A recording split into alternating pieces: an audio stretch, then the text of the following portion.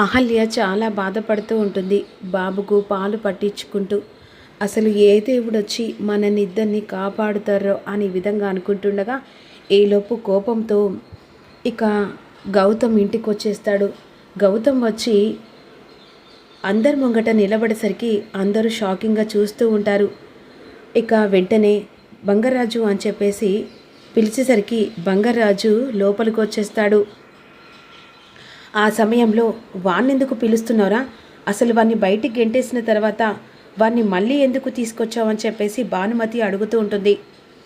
అయినా వాడు చేసిన తప్పు నీకు తెలిస్తే వాణ్ణి నువ్వే మెడలు పట్టుకొని బయటికి గెంటేస్తావురా, అహల్య కనిపించకపోవడం కారణం వాడే అనే విధంగా లేనిపోని నిందలు వేస్తూ ఉంటుంది భానుమతి. ఇక చాలే, ఇక ఆపు నాన్నమ్మ, నువ్వు చెప్పిన అబద్ధాలు ఇక ఆపు అనే విధంగా అంటుండగా ఏం మాట్లాడుతున్నావురా, అసలు బంగారాజుని తీసుకొచ్చి రావాల్సిన అవసరం ఏముంది, అయినా ఇంట్లో నుంచి బయటికి పంపించాం కదా. బంగారాజు ఎలాంటి తప్పు చేయలేదు నాన్న, తప్పెవరు చేశారో నాకు బాగా తెలుసు అనే విధంగా అంటుండగా పైన అహల్య గౌతమ్ మాటలు విని వెంటనే బాబును పడుకోపెట్టి పైనుంచి చూస్తూ ఉంటుంది. దీని వెనకాల కారణం ఏంటో నాకు బాగా తెలుసు. అహల్య ఇంట్లో నుంచి వెళ్ళిపోవడం కారణం కూడా నాకు తెలిసింది. ఏం మాట్లాడుతున్నావురా అహల్య, అది ఇంట్లో నుంచి ఒళ్ళు కొవ్వు పట్టి వెళ్ళిందిరా.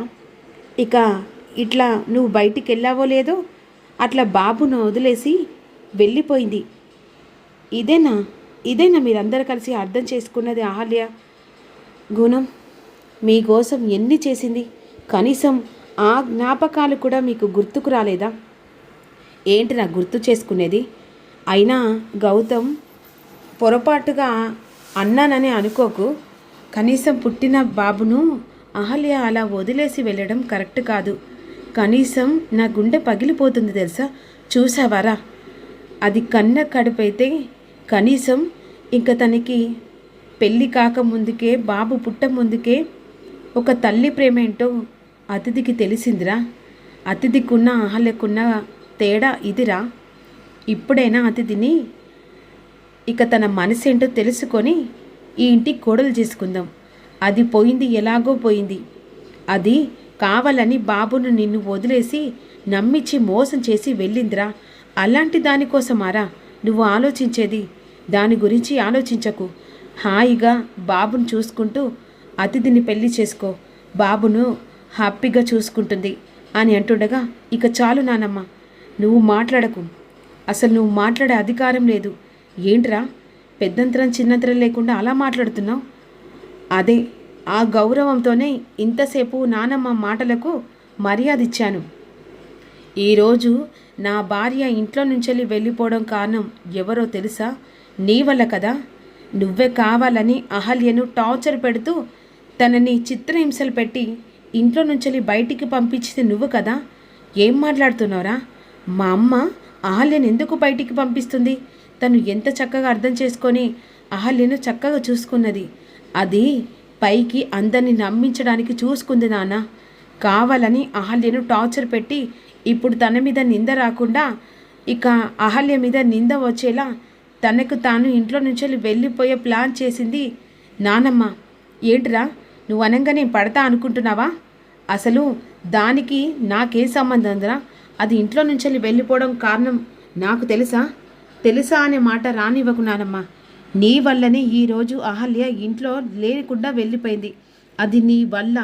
నువ్వు ఒకే ఒక మాట వల్ల ఆ మాటకు కట్టుబడి వెళ్ళిపోయింది. ఏంద్రా ఆ బంగారాజుగాడు లేనిపోని చెప్పి ఎగేసుకొని నిన్ను ఇక్కడి దాకా తీసుకొచ్చాడా? అరే వీని బయటికి గెంటేనరా. ఇంకొకసారి బంగారాజు మీద చెయ్యి వేస్తే మర్యాదగా ఉండదు. ఇప్పుడు వాడు చెప్పంగానే నువ్వు నమ్మి వచ్చావు కదరా. బంగారాజు చెప్తే నేను నమ్మి ఆ సాక్ష్యంతో నేను ఊరికే రాలేదు. నా దగ్గర బలమైన సాక్ష్యం ఉంది. ఏంట్రా బెదిరిస్తున్నావా? ఏ సాక్ష్యం ఉందిరా? అది అనామకురాలు, అలాంటిది ఇంటికి కోడలైంది. సర్లే సర్దుకపోదాంలే అని ఊరుకుంటుంటే అది తెగ రెచ్చిపోయి ఇంటి మీద పెత్తనం చేయాలనుకుంది. ఆ పెత్తనం నాకు నచ్చలేదు. అలాంటిది ఇంటికి కోడలయ్యే అర్హత కూడా దానికి లేదు. అది పోనీలే అని చెప్పేసి అన్నిటికీ సర్దుకున్నాను. కానీ ఇప్పుడు నిన్ను నమ్మి నన్నింట్లో ముంచిపోయిందిరా. అలాంటి దాన్ని వెనకకేసుకొని వస్తున్నావా? ఇంకొకసారి నమ్మించి మోసం చేసి వెళ్ళిపోయిందని అహల్య గురించి తప్పుగా అస్సలు అనుకున్నానమ్మా. అనుకుంటే ఏం చేయాలి చెప్తాను. నా దగ్గర సాక్ష్యం ఉందని అడిగావు కదా, ఇదిగో సాక్ష్యం. నువ్వు ఆ రోజు నా బిడ్డ భూమి మీదికి రాకముందుకే అహల్యతో అగ్రిమెంట్ పేపర్ మీద సంతకం పెట్టించుకుంది. కావాలంటే ఇది చదువు నాన్న, అప్పుడైనా నీ తల్లి గురించి నిజాలేంటో తెలిసిపోతాయి అనే విధంగా అంటుండగా, ఏంట్రా లేనిపోని అని చెప్పేసి అగ్రిమెంట్ పేపర్ అంటున్నావా? ఆ రోజు నువ్వు కావాలని అహల్య చేత అగ్రిమెంట్ పేపర్ మీద సంతకం పెట్టించుకున్నావు.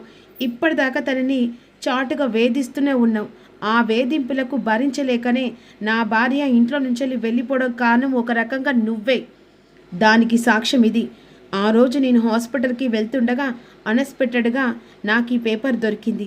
ఆ రోజే నిన్ను నిలదీయాలనుకున్నా, కానీ ఇందాక వచ్చిన తర్వాత నేను వదిలే ప్రసక్తే లేదు. ఇప్పుడు చూసావు కదా నాన్న, అందులో ఏముంది? ఇప్పటికైనా నీ తల్లి గురించి అర్థమైందా? ముందు అహల్య మీద ప్రేమ చూపిస్తూ వెనకాల నా భార్యను ఎంతలా టార్చర్ పెట్టిందో ఇప్పటికైనా అర్థమైందా? ఏంటమ్మా ఇది? అసలు ఈ అగ్రిమెంట్ పేపర్ మీద అహల్యతో సంతకం పెట్టించుకోవడం ఏంటి అనే విధంగా అంటుండగా ఇక తడబడుతూ ఉంటుంది. అయినా అగ్రిమెంట్ పేపర్ మీద సంతకం పెట్టించుకోకుండా ఏం చేయాలరా? నేను ఈ ఇంటికి అతిథి కోడలు కావాలనుకున్నాను, కానీ అది ఇంట్లో కోడలుగా అడుగుపెట్టిన మరుక్షణం దాన్ని చూస్తేనే ఒళ్ళంతా మంట. అలాంటి దాన్ని ఈ ఇంటి కోడలుగా, అది ఎవనికి పుట్టిన అనామకురాలో, ఆస్తి మొత్తం అధికారం దాని చేతిలో ఉంటే చూస్తూ ఊరుకుంటానా? అందుకనే ఆ బాబు ఇంటి వారసుడైన తర్వాత దాన్ని ఎలాగైనా ఇంట్లో నుంచి బయటికి పంపించడానికే అగ్రిమెంట్ పేపర్ మీద సంతకం పెట్టించుకున్నాను. అవును, నిజమే చేశాను. ఎవరి కోసం రా? ఈ వంశం కోసం, పరువు పోకుండా ఉండడం కోసం. ఏం పరువు పోయింది నానమ్మ? అంతలా నీ పరువేం పోయింది? అలాంటి గుణవంతురాలు ఇంటికి కోడలు కావడం పరువు పోయినట్ట? నీ మనవరాలకు ఆపదొస్తే ఆపదకు అడ్డుగా ఉంది, అలా పరువు పోయినట్ట? ఇంటికి ఎన్నో సమస్యలు వచ్చాయి, ఆ సమస్యకు తను ఒక అడ్డుగా నిలబడేందుకు అది పరువు పోయినట్ట అని అన్నీ నిలదీస్తూ ఉంటాడు గౌతమ్. ఇంత నీచంగా నువ్వు ఆలోచించి అన్యం పుణ్యం ఎరగని బంగారాజు మీద నింద వేశాం. అహల్యను అనుమానంతో ఆలోచించి తన మీద అపార్థం చేసుకున్నాం.